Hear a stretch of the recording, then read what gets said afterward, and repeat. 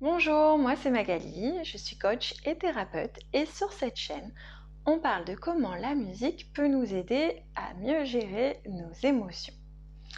Alors, le sujet du jour m'a été demandé par les mamans. Ils m'ont demandé un petit peu qu'est-ce qu'elles pouvaient faire avec leur ado quand finalement elles le voyaient en détresse. Alors, je vous ai préparé un article un petit peu plus complet sur le sujet. Je vous parle aussi dedans de qu'est-ce qui se passe au moment de l'adolescence. N'hésitez pas à aller le consulter, le lien est juste en dessous dans la description. Alors, 3 trucs simples que vous pouvez faire avec votre ado. C'est parti. Le premier, c'est d'avoir une playlist avec lui en commun. Alors, pour que ça fonctionne, vous vous rappelez, on avait déjà abordé ce sujet. Pour que les hormones du bien-être qui vont nous aider justement à mieux réguler nos émotions se déclenchent, il y a un élément qui est essentiel. Il faut que la musique nous plaise. Donc, il n'y a pas un style de musique particulier, mais bien, en fait, c'est la connexion émotionnelle avec la musique qui compte. Donc, l'idée, c'est de créer une playlist en commun sur YouTube ou sur Spotify, ce que vous utilisez, en fait, avec votre ado, et vous y mettez dedans des chansons qui vous plaisent à tous les deux.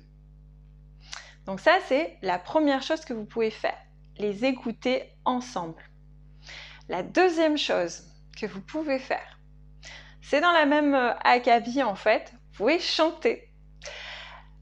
Quand on chante très fort pendant 20 minutes, on va sécréter une quantité assez intéressante d'ocytocine. Et l'ocytocine, c'est une hormone qui nous permet de réguler en fait l'hormone du stress, c'est le cortisol en fait, et elle nous permet vraiment de nous sentir tout de suite beaucoup mieux. Voilà, quand on chante, quand on a quelque chose peut-être, quand on est particulièrement des émotions, quand on est vraiment en colère, quand on est contrarié, ça peut aider en fait de chanter très fort. Voilà, retenez ça. Faut chanter 20 minutes, donc ça peut être 4-5 chansons, un peu, si elles sont plus longues, un petit peu moins, vous voyez un peu. Hein. Donc voilà, ça marche même si on chante pas bien. Hein. L'idée c'est de produire du son et pas de s'inscrire à la prochaine saison de The Voice. Voilà. Et en 3, ça c'est une activité qui peut être peut-être plus durable. Eh bien, c'est de lui trouver un instrument qui lui plaît. On le sait, hein, on l'a déjà vu aussi dans les précédentes vidéos, mais les imageries cérébrales, elles nous permettent de comprendre maintenant que la musique, elle crée des ponts entre les différentes aires cérébrales et elle nous permet aussi d'exprimer des choses, des émotions sur lesquelles parfois on n'arrive pas à mettre des mots. C'est pour ça en fait aussi que ça fonctionne en fait, hein, la musicothérapie, ça me fonctionne super bien avec les ados. Donc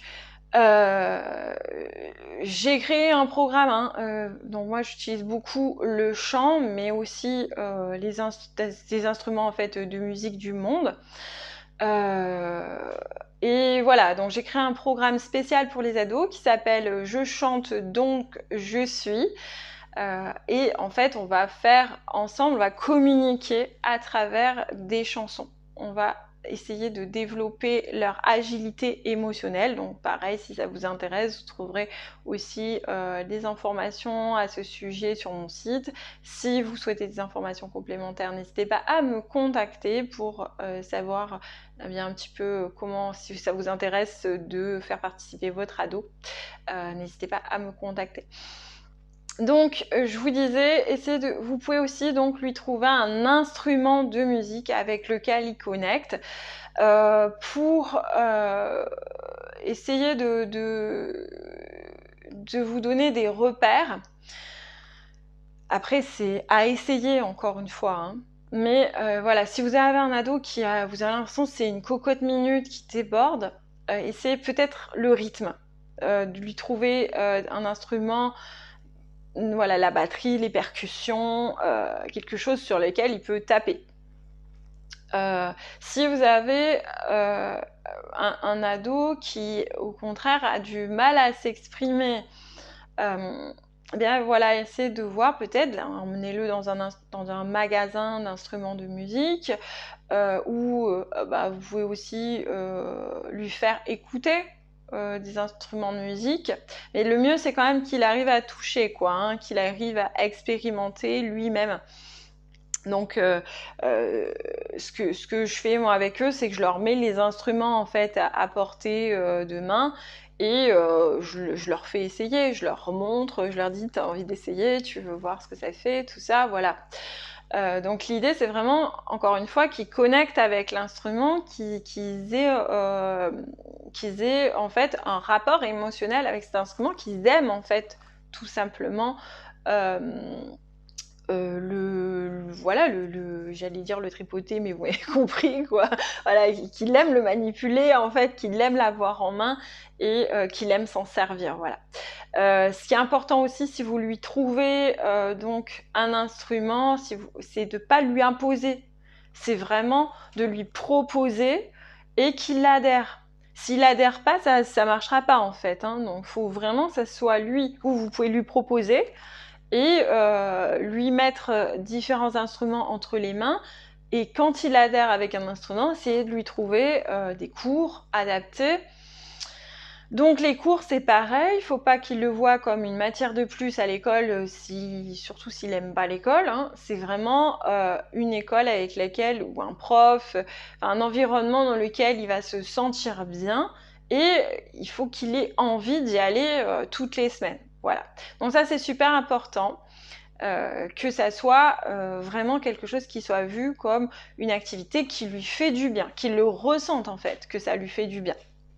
Voilà, j'espère que ça vous aura donné des pistes. La semaine prochaine, je vais vous montrer justement un exemple concret. Il y a des personnes avec lesquelles je compose, donc des ados, des adultes. Et la semaine prochaine, bien, je vais vous diffuser une vidéo que j'ai faite en fait avec une personne qui a envie hein, de la partager, hein, Ingrid. Voilà, donc vous pourrez voir un petit peu le résultat hein, quand on compose. Donc ça, Ingrid, elle a écrit la musique et on l'a composée ensemble, on l'a réfléchi aux émotions, à ce qui était en fait en jeu. Et voilà, elle l'a mis par écrit. Et ensuite, on a trouvé des accords. On s'est dit, ok, quel type d'accord on va mettre là-dessus. Et puis, on a trouvé des accords avec un instrument tout simple aussi qui est le ukulélé. Voilà, j'espère encore une fois que ça vous a aidé. N'hésitez pas à lire l'article, à vous abonner si ce n'est pas déjà fait. Et je vous retrouve la semaine prochaine pour une nouvelle vidéo. À très bientôt!